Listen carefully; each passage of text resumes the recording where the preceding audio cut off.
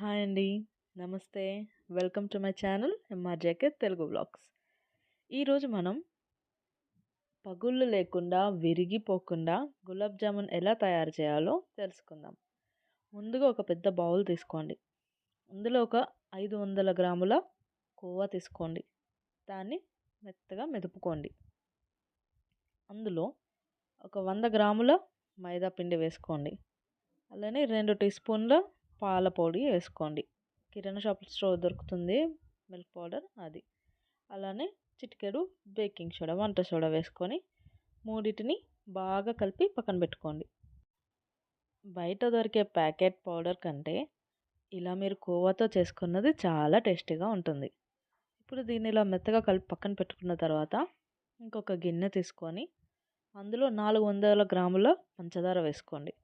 వేసుకొని అది ములిగేంత వరకు నీళ్ళు పోసుకోండి. నీళ్ళు పోసుకొని అందులో ఒక 4-5 యాలకులు దంచి వేసుకోండి. వేసుకొని ఈ మూడింటిని పొయ్యి మీద పెట్టి పాకం రానివ్వండి. మధ్య మధ్యలో ఇలా కలుపుతూ ఉండండి. లేదంటే పంచదార కొంచెం అడుగంటుతుంది. అది కరిగేంత వరకు ఇలా కలుపుతూ ఉండండి. ఈలోగా మనం పక్కన పెట్టుకున్న కోవాని తీసి ఉండలుగా చేసుకొని మెత్తగా పక్కన పెట్టుకోండి. రౌండ్గానే కాకుండా ఓవల్ షేప్లో కూడా చేసుకోవచ్చు. కానీ నేను రౌండ్గానే చేస్తున్నాను.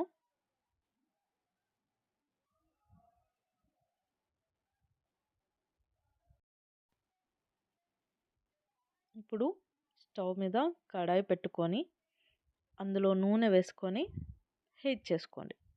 చూసారు కదా, మన చక్కెర పాకం తయారైపోయింది. ఇలా వేడిగా ఉన్న నూనెలో నేను ముందుగా ఒక చిన్నది వేస్తాను పొయ్యికి అని. అంటే ఇదనే కాదు, ఏదైనా ఆయిల్లో డీప్ ఫ్రై చేసేటప్పుడు నేను ఫస్ట్ వేసింది తీసి పొయ్యికే వేసేస్తాను. ఇలా మీలో ఎంతమంది చేస్తారో కామెంట్ సెక్షన్లో కామెంట్ చేయండి. ఇప్పుడు మనం తయారు చేసి పెట్టుకున్న గులాబ్ జాములు అన్నిటినీ ఆయిల్లో వేసి డీప్ ఫ్రై చేసుకోవాలి.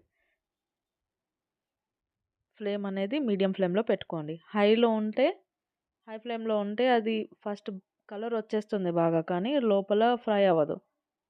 అందుకని మనం మీడియం ఫ్లేమ్లో పెట్టుకొని అవి వేసుకున్న తర్వాత సగం అయ్యాక అప్పుడు మనం కొంచెం హైలో పెట్టుకోవచ్చు.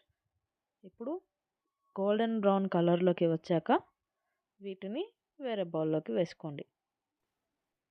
నా హస్బెండ్కి, నా పిల్లలకి ఇలా షుగర్ సిరప్లో వేయక ముందు డీప్ ఫ్రై చేశాక ఈ గులాబ్ జామున్లు అంటే చాలా ఇష్టం వాళ్ళ ముగ్గురికి.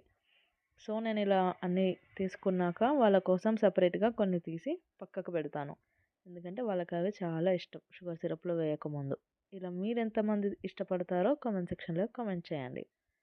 ఇప్పుడు వీటన్నిటిని మనం వేడిగా ఉన్న చక్కెర పాకంలో వేసి కలిపి ఒక 15-20 నిమిషాలు పక్కన పెట్టేస్తే అయిపోతుంది. ఎంతో యమ్మీగా ఉండే మన గులాబ్ జామున్ రెడీ అయిపోయింది. ఇలా చేస్తే మీ గులాబ్ జామున్లు విరగకుండా పగలకుండా వస్తాయి.